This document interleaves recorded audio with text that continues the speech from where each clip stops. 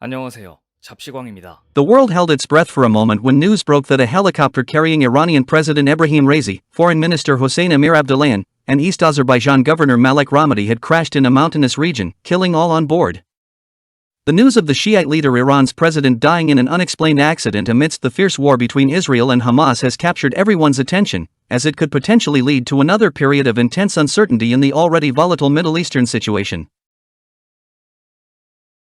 The international community is closely monitoring how this will impact the relationship between Iran and Israel. President Raisi of Iran was reported to have been in an accident while returning by helicopter after attending a dam inauguration ceremony in the northwestern East Azerbaijan province the previous day. The late President Raisi had been considered the top candidate for Iran's next supreme leader and was known for his hardline stance. President Raisi, regarded as the second most powerful figure after Supreme Leader Sayyid Ali Hosseini Khamenei, has led an Islamist fundamentalist course since his inauguration on August 3, 2021, for nearly 3 years. Internally, President Raisi brutally suppressed protesters, ignoring international criticism, when the hijab protests escalated into anti-government demonstrations in 2022. During President Raisi's tenure, Iran has militarily confronted Israel and the United States by supporting Hamas, the Lebanese militant group Hezbollah, the Yemeni Houthi rebels, and pro-Iranian militias in Syria and Iraq during the Gaza conflict between Israel and Hamas.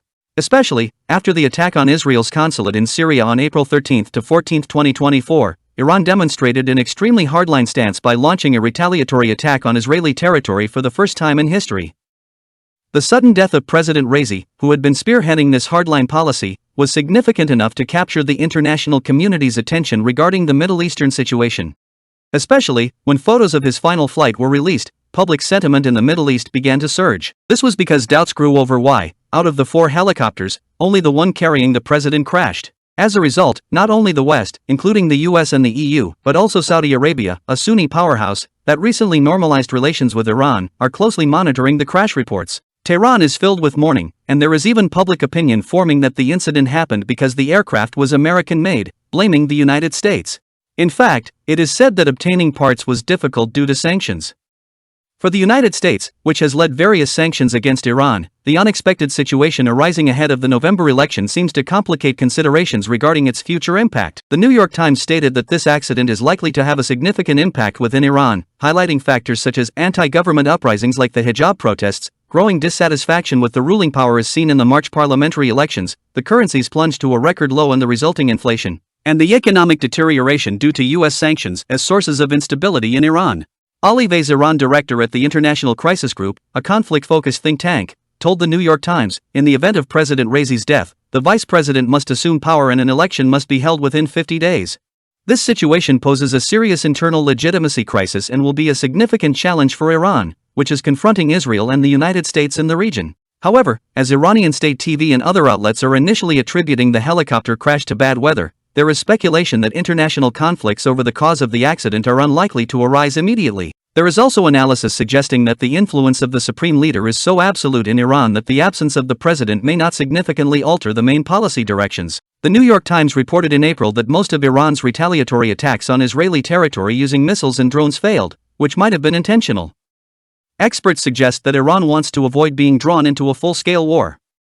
However, the international situation began to take an unexpected turn due to the helicopter crash that killed the Iranian president. On May 18, Japan's Sankei newspaper reported that Japan and Saudi Arabia are in the final stages of coordinating an agreement to strengthen cooperation on the liquefied hydrogen supply chain. Japanese Prime Minister Fumio Kishida announced plans to initiate cooperation in the energy sector, including strengthening the hydrogen supply chain, during a meeting with Saudi Crown Prince Mohammed bin Salman scheduled to take place in Japan on May 21. The report mentioned that Japanese and Saudi companies will agree to begin preparations for establishing a liquefied hydrogen export base in Saudi Arabia to supply the Japanese market and others. Additionally, Crown Prince Mohammed bin Salman will visit Japan for 4 days starting on the 20th, and he is scheduled to meet with Emperor Naruhito on the 22nd. However, just 1 day after this report, a Japanese government spokesperson announced that Crown Prince Mohammed bin Salman of Saudi Arabia has postponed his visit to Japan. The official reason given was that on the night of the 19th, we received notification Crown Prince Mohammed bin Salman had to postpone his visit to Japan due to considerations regarding the health of King Salman of Saudi Arabia. According to Saudi state news agency SPA,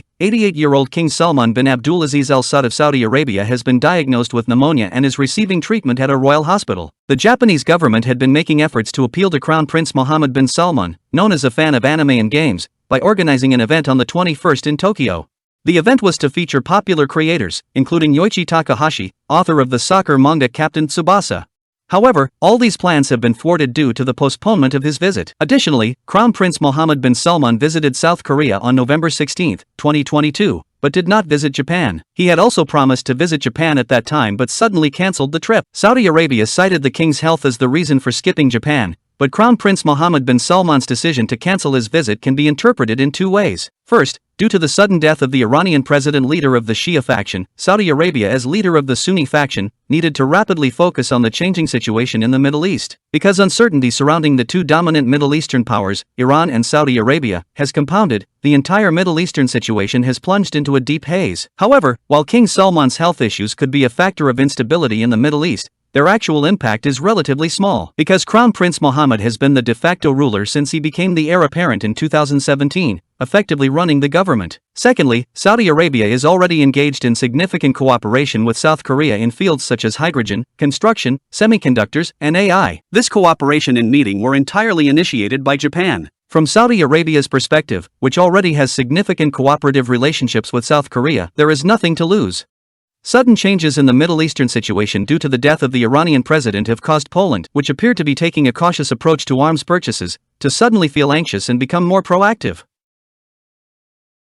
Poland has decided to allocate 10 billion PLN, $2.534 billion, to strengthen its eastern border with Russia and Belarus.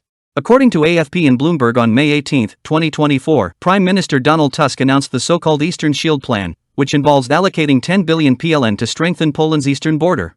This announcement was made during the 80th anniversary ceremony of the Battle of Monte Cassino held in Krakow, southern Poland. The Battle of Monte Cassino, which took place from January 17 to May 18, 1944, consisted of 4 major assaults by the Allied forces against Nazi Germany. The Polish army participated in the final assault, achieving notable success. Poland's eastern border touches Belarus, Ukraine, and the Russian exclave of Kaliningrad.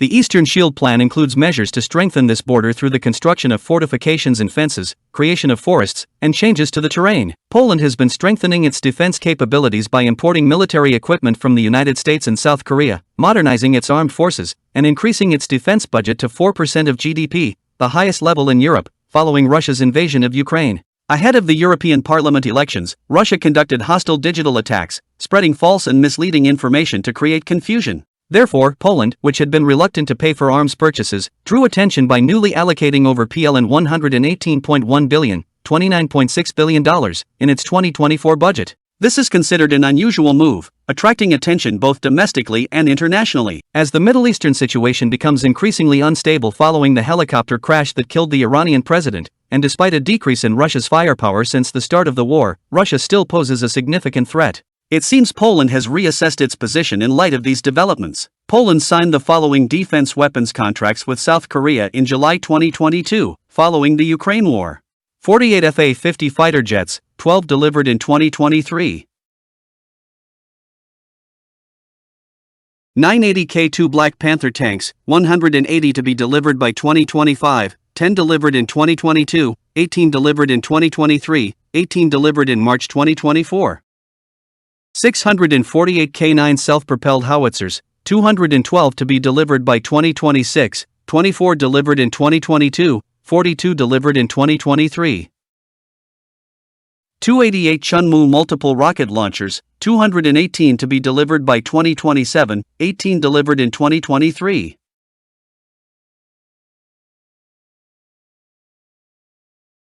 On April 25, 2024, during a visit to South Korea, the Polish Deputy Minister of National Defense toured the production facilities. Following this visit, he signed a contract worth $1.644 billion for an additional purchase of 72 K239 Chunmoo multiple rocket launchers and 152 K9 self-propelled howitzers. And upon returning to Poland, the Deputy Minister of National Defense announced in an interview with local media on May 7 that they plan to use the National Defense Support Fund to sign a second contract for 180 K2 tanks from South Korea by the end of the year. This is welcome news amidst increasing scrutiny and competition from Europe and Japan against South Korea's defense industry. There has been increasing pressure within Europe to prioritize the purchase of European-made weapons. The opposition party, which has criticized the excessive purchase of South Korean weapons, has taken control of the Polish parliament, giving the impression that Poland might be slowing down its large-scale arms purchase agreements with South Korea.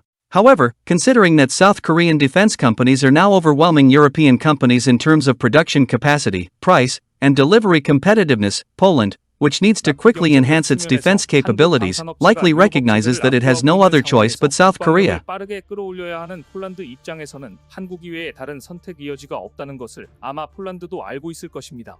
오늘 준비한 소식은 여기까지입니다. 댓글을 통한 여러분들의